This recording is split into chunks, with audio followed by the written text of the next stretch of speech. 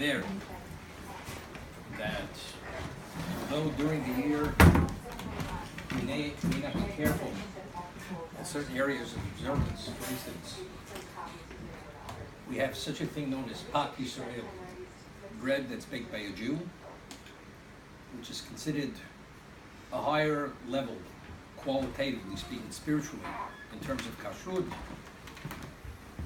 But throughout the year, one is permitted to eat bread which is baked by a non-Jew, even as long as the ingredients are kosher. But Pat Yisrael is something which is much more advanced. And the mechaber rules, the Shulchan Aruch rules, that even though during the year one may not observe Pat Yisrael, but during Aseret Teshuva, which begins Rosh Hashanah and finishes on Kippur, one should eat Pat Yisrael. If one does not have Chol Yisrael throughout the year, which halachically is permitted in the United States, during the Aseret Teshuva, it's better to upgrade. Because since we're under a different level of scrutiny, during Aseret Teshuva, the Navi says, Dirshu Hashem b'matzo karo b'yoto karov. You should seek out God when He's found, and you should call to Him when He's close. These are the words of the Navi. And the Gemara says, when is God found and when is He closest to us? Ze asara yamim bein Rosh Hashanah l'Yom Kippur. That's what the Gemara says. God is found and God's close to us. When we speak about scrutiny, evaluation, if God is closer, He scrutinizes our record differently. Just out of respect, I'll give you an example. A person keeps a beautiful home, but if you get a notice that the king is coming to visit your home, you upgrade a little bit. Out of respect, what happens if a person doesn't upgrade? It's considered a disrespect if you're able to upgrade. If God says, during this 10-day period, I'm Matsui and I'm Karov, how do you not upgrade? It's disrespect. So therefore, as a result of this, by having this level of sensitivity, which is reverence, this is what we speak about, Yirat HaKavod, is reverence for Hashem. Therefore, we score greater points by being more sensitive, even though it's not hypocrisy. You're not being hypocritical. A person says, in my own home, I don't wear a jacket when I say Birchat HaMazon. So therefore, in Bet Knesset, I won't wear a jacket. Or when I meet the President of the United States, L'Avdil, I'll go in shirt sleeves. What does your home have to do with meeting the President or meeting the King? It's a different level of respect. If you appreciate what the presence, what it means to meet a king, a monarch, you have to conduct yourself differently. Aseret Teshuva, we have to conduct ourselves differently. Why? Because Hashem is Matsui and He's Karov. And because of that, and Hashem, we refer to God, starting from Rosh Hashanah through Kippur, as HaMelech HaKadosh. Throughout the year, we refer to Him as Hokel HaKadosh, the Holy God. During this period, HaMelech HaKadosh. And if you don't refer to Him as Melech, as King, one has to repeat the Amidah. It's not valid. If you should make the mistake and say Hokel HaKadosh HaMelech HaKadosh, because God is sitting on Kisei Din. He's sitting on His throne of judgment. Although the judgment after Rosh Hashanah is within the context of mercy, Rachmim, but nevertheless He's still on the Kisei Din. He's on this throne of judgment. And when you're under judgment, it's interesting. There's a famous question which is asked by Rabbi Yisrael Salanter, and he asks, we find that the day of judgment precedes the day of mercy. Rosh Hashanah is the Yom HaDin. Kippur, Yom HaKippurim, as the name connotes, is the Day of Atonement. The Rambam says, what is the mitzvah Tayom? What is the mitzvah of Kippur? To do tshuva. The Rambam writes in the laws of tshuva that throughout the year, im yirtzeh lasot tshuva, if a person wants to do tshuva, yitvadeh. Mitzvah litvadot. Meaning, if you want to, it's your decision. Kippur, Rambam writes, chayev odam lasot tshuva, ulitvadot. You're obligated. God says throughout the year, you can take your time. Kippur, chayav adam lasot tshuva litvadot. Why? Because it's ketz, mechilo slicha. It's the end of the road. After this 24-hour period passes, the gates close and your verdict is sealed, God forbid, for terrible things, unless you correct your record. That's and therefore it's chayav. It's no longer, it's your prerogative. It's up to you, it's at your leisure. Kippur, it's the chiyuv. So if a person understands, could you imagine, you go before the judge and you don't appreciate the seriousness of the moment. How does the judge look at you? Here we're talking about life and death. We're talking about your family, your community, generations into the future. How do you not take it seriously? How do you not take it seriously? So if that's the case, we enter on Kippur, we enter into Rosh Hashanah, which is Day of Judgment. We haven't even prepared. The obligation to do Teshuva is 10 days later. Seemingly, we should have Kippur preceding the Yom Adin, and after we correct our record and we take our life seriously and make the corrections, now we come before the judge sees we're serious, and now he gives the verdict. But the Torah says no, it's the other way. It's Rosh Hashanah and then Kippur. Seems to be, it should be inverted. Why? This is the question which is asked by Reb Shlomo Salanter. Ashkenazim, today, like Avi says, he learned by me 15 years, so he was exposed to Ashkenazim long enough, so he knows. So by Ashkenazim, starting from Elul through Shminet Atzeret, we say Perek in Tilim. It's L'David Hashem Ori Yishi. So the Midrash tells us, L'David Hashem Ori Zeh Rosh Hashanah. The Or, the illumination, this is Rosh Hashanah. Yishi Zeh Yom HaKippurim. The salvation is Kippurim. Meaning, in the Ashkenazic liturgy of the Tefillah on Rosh Hashanah and Kippur, there's a paragraph we say, it's called Netana Tokef. We speak about what goes on in heaven on Rosh Hashanah and even Kippur. The angels in heaven tremble from the fierceness and the exactness of judgment. Know what it means? We can't even relate to the reality of how fearful this is, to a point where it causes a state of paralysis. That's how we're overwhelmed with fear. This is Rosh Hashanah. You understand? That's an eye-opener. That's Ori. If God would give us the opportunity to do tshuva before we experience Rosh Hashanah Yom Adin, we don't appreciate the seriousness of the moment to take advantage of the opportunity. The only way we're able to take advantage of the opportunity is we have to understand what divine justice is. When you understand what divine justice is, and you go through the tefillah, and you go through the service, and you speak about what the reality is, and how every nuance is addressed, and we say to Musaf, we say, "In shikha lefnei kisech vodecha." There's no forget. God doesn't forget. Every movement, every thought, every action is vivid continuously before God's eyes. So there's nothing under the carpet. Everything is brought into judgment. Only when we realize how serious the case is, only then do we understand what we have to correct. So this is the reason why I said that's Dover Hashem Ori. What's the Or? What's the illuminator?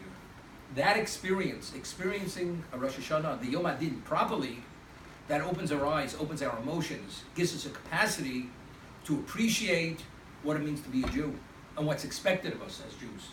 And once you have that, then you have the following days, what we call Aseret Yemei Teshuva. These days are special days. And Hashem says, I'm here. Dirshu Hashem bimatzo. Seek out God when He's close. Karo biyoto karov. You should call to Him when He's close. When He's found in Him, He's close. The Rambam writes in the laws of Teshuva that throughout the year when an individual prays to God, it's questioned whether God answers or does not. This is if you pray not within the context of a tzibur. As an individual, during Kippur, during Aseret Yemei Teshuva, Rambam writes that when a person prays during Aseret Yemei Teshuva from Rosh Hashanah through Kippur, nenin miyad, God responds immediately. God is so close. The Gemara talks about Rabbi Gamliel. Rabbi Shimon Gamliel was the Nasi, he was the Prince of Israel. And his son was deathly ill. So he says to his wife, a prince was the equivalent of a king, and he says to his wife, I'm going to the holy rabbi that he should pray for our son. Who was the holy rabbi? Rabbi Hanina ben Dosa. Hanina ben Dosa was the famous holy rabbi in the time of the Tanakh period. So his wife says to him, you have to go to that rabbi. What about yourself? You're the prince of Israel. You're the greatest Torah sage of the generation. What do you have to go to Rabbi Hanina ben Dosa? That he should pray for your son to recover? So he explains to his wife, he says, I want to explain the difference between myself and Rabbi Hanina ben Dosa. He says, I am a sar lifnei melech. I'm a minister. A minister only comes to the king when he summons him. A minister cannot go to the inner sanctums of the king's residence. Rabbi Hanina ben Dosa, who eved lifnei melech, he's a slave, he's a servant. A servant goes into the inner quarters of the king to clean his quarters. There's a certain familiarity. There's no formality. Therefore, when he prays, it's this when I pray, he could go into the inner recesses of Hashem's mercy and evoke that rachmim. When Hashem is karov to us and he's matzui to us, we are the avadim lifnei melech. We're not sarim. We're ordinary people. But Hashem says, a child can go into his parents' bedroom whenever he chooses. A friend, as close as you are, they're the parameters, the limits. You don't cross certain lines. A child could cross every line endless times over, and the parent says it's okay. A child never overstays his welcome.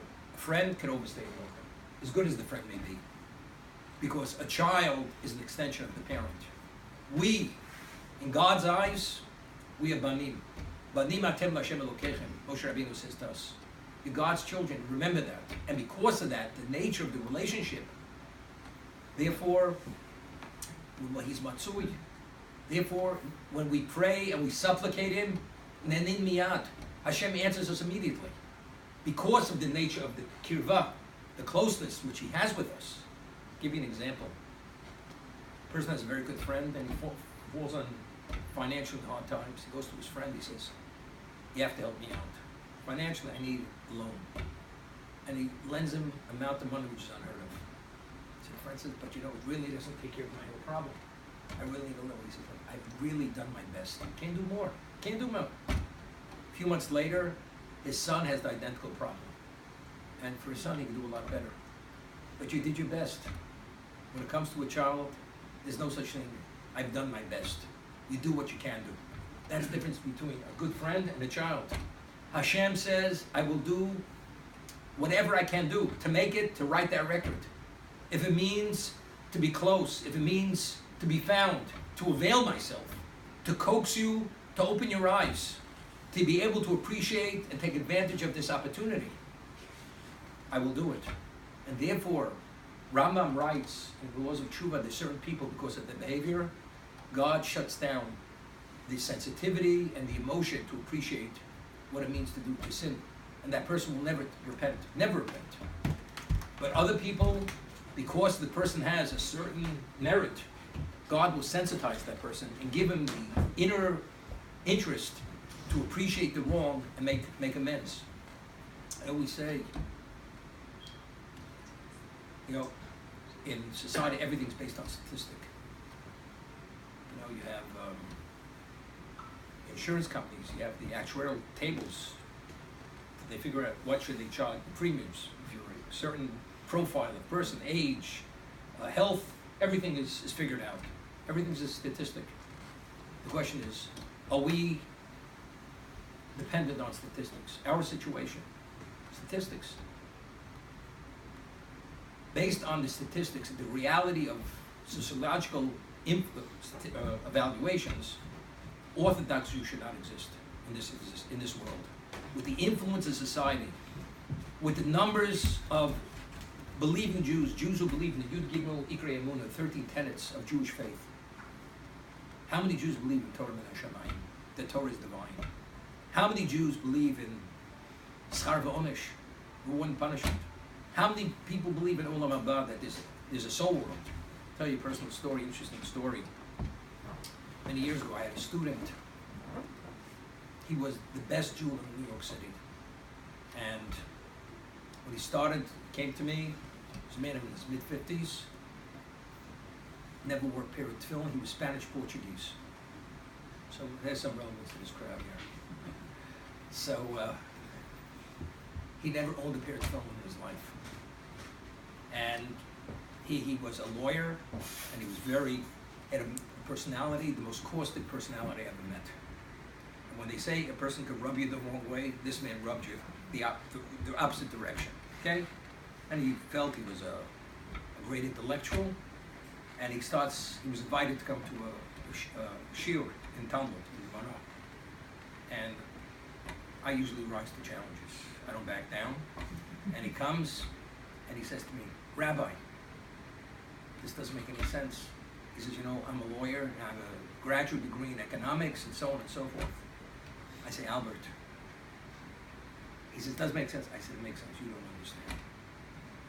It'll take a while for you to understand, but you don't understand. After a year, he comes to me and says, Rabbi, could you please buy me a pair of tefillin? A year later, man's in his 50s. He's already been through about 3-4 marriages. He belongs to Temple Emmanuel. And I buy a pair of tefillin. He says, where can I purchase an art scroll? Because he studied from an art scroll. He taught himself Hebrew and Aramaic. This is how determined he was. And he was able to read the text to this point. And then I'm in the middle of giving the Talmud class with about 10 people there, in-depth Gemara, and he says to me, and he came down with prostate cancer, this man. And in the middle of the class, he says to me, Rabbi, I want to ask you a question. Will you bury me? That's the question he says to me. Will you bury me?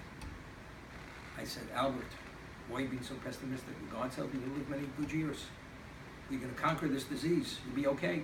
He said, I want to ask you a question. Will you bury me when I die? I said, on what condition? If it's an Orthodox ceremony, I will officiate your funeral. Otherwise, not at all. I will not be involved at all. That's what I told him. About a year passes, he became totally incapacitated. I get a message. He wants to see me. He lives off Park Avenue. I go to his home, and we walk in the house, no mezuzah on, even the front door, nothing. And he says to me, he's laying in a hospital bed with a night table. He has about 15 art scrolls of Gemara stacked to the top, with the pair of tefillin on top of the stack of Gemara. This is lying in bed, and he says to me, Rabbi, he says, I want to tell you something. There's nothing Jewish in this home except what you see on this table. My wife knows nothing about Judaism, although she's Jewish. She was on the last boat out of Cherbourg right before the war broke out, and that's her connection to Judaism. She was born Jewish. She has no relevance to being Jewish. That's what he said. He calls his wife and he says, whatever her name was, he says, I'm going to tell you something. Whatever the rabbi says when I die, it's what he says, not what you say. If it's a pine box, if it's shrouds, and he read her the Riot Act, and that's the way it is. We speak about Tchiyat HaMeitim. Resurrection is one of the 13 tenets of Jewish faith. Where does a man like this, when we went and he was buried, his father was so disconnected from Judaism, he did not cover his head. His father had no understanding of what it was. His father. So this is the point I want to bring. You come back, I'm sitting in the limousine. Every one of his nephews is married to a non-Jewish woman. Ashkenazim quote to a shiksa. Every one of them. And every wife looks like Kennedy. Has that look. And when I said the eulogy, it was at Campbell's. It's a non-denominational funeral home on Madison Avenue. So I spoke about how, despite his lack of background, how he yearned for spirituality, the Gemara, his neshama, his Yiddishkeit. He wanted to advance everything. I spoke about angels. So the wives in the car said to me, Rabbi, we always thought that the afterlife was a Christian concept. We never knew it was a Jewish concept. We never knew that you Jews believe in angels and all this. We never knew. And now you're talking about it. So I said, you don't understand. I said, your religion is called Judeo-Christian. Christian. That's what it is. I said, what do you think Christianity began? You took certain beliefs of our religion and you made it into your religion. That's what you did. But everything is us. What you have, it's not where you began. It's where we began. That's where it is. We're talking about what is the likelihood of a man like this doing tshuva before he dies. It's a miracle. How? To be an observant Jew, you have a tsunami, a tidal wave hitting you, overwhelming you, the influences of this world. How could you maintain yourself as an observant Jew? With all the desires and all the pulls, with all the infiltration of everything which is spiritual sewage, which keeps flooding in through every crevice and cranny in our homes. How do we maintain ourselves? There's only one answer. It's called zchut avot. Every one of us had a special grandfather or grandmother in the past, and in her or his merit, that's why God watches over us. To have the capacity, the sensitivity to process it as it should be processed. There's a famous story of the Chazon Ish. Zechat Tzadik Livracha. Chazon Ish was the leading Torah sage in Israel until he passed away in the early 60s, no, early mid-50s. There was a story, years ago. The people who worked in kibbutzim, they used to wear a certain kind of hat. It was called a temba hat, kovat temba. Okay. Today they don't remember. Today they got the boys that go, either the name is Isav, or these are the names in Israel today, or Kelev rather than Kalev. They have these kinds of names. So one day, this is in the late 40s, a bunch of young teenagers between 14 and 17, they come to Bnei Brak, which was considered, it was like still sand dunes, and they come into the yeshiva, and they came from a Shomer Hatzair kibbutz. And they're wearing these shorts with the kovat temba, and it looks like they just left an orange grove picking oranges, and they say, we want to learn Torah. That's what they say. They want to learn Torah. So he said, we're really not equipped for you people. Without a background, to start over, we deal with boys who come from observant homes. You don't have the orientation. We're not really equipped for you. We have to go ask the Chazon Ish. So they go to the Chazon Ish, and with these boys, and he sees these boys come from nothing, literally nothing. Atheistic parents. Everything is heresy, rejecting every principle of Judaism. The Yud Gimel Ikra Mina, and these boys, they want to learn Torah. So Chazon Ish started to cry, and he says, I want to explain you something. He says to the rabbis, he says, during the Haskalah movement, the Enlightenment movement in Europe, and when there was communism first started,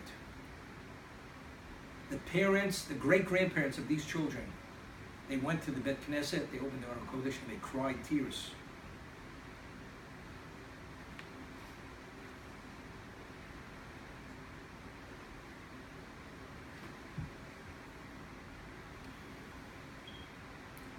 Unending tears, because their children who were raised observant gave it all up. No Shabbat, no Kashrut, no Kippur, no God, nothing. They have no interest. And they cried copious tears. Chazon Ish says, no tear goes unseen by Hashem. Those tears were saved. These children, they're the product of those tears. That's zchut avot. Every one of us. Anybody who says that he's observant because he has some special merit, it's arrogance. Every one of us.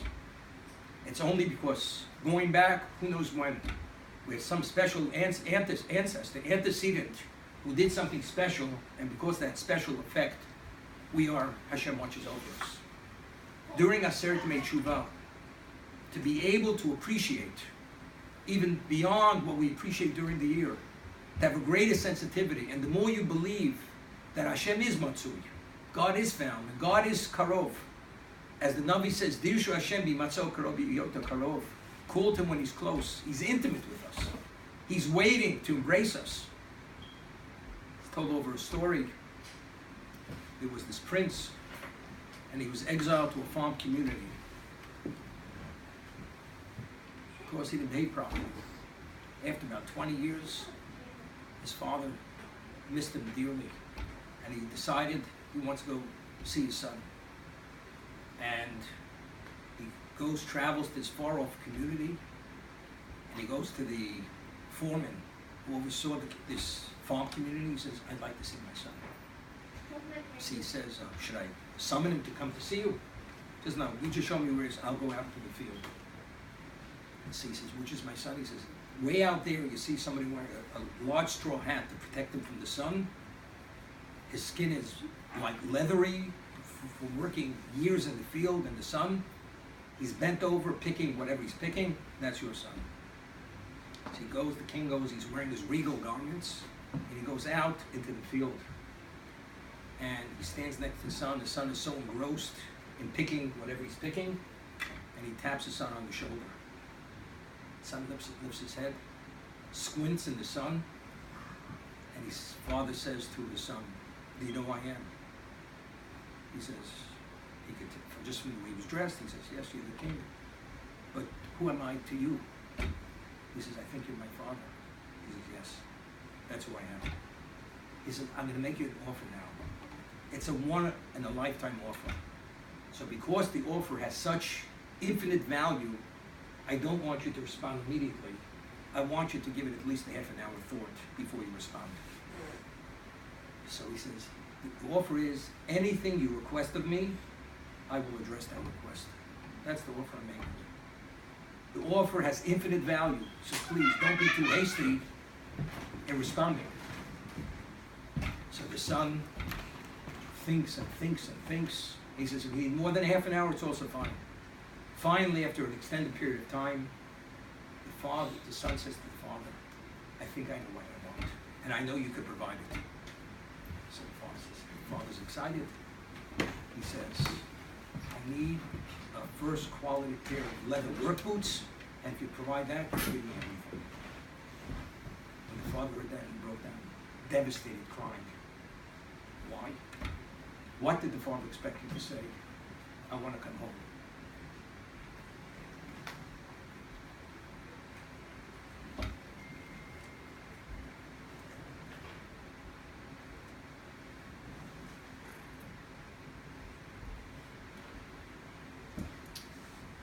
Want to reunite, to reinstate the relationship.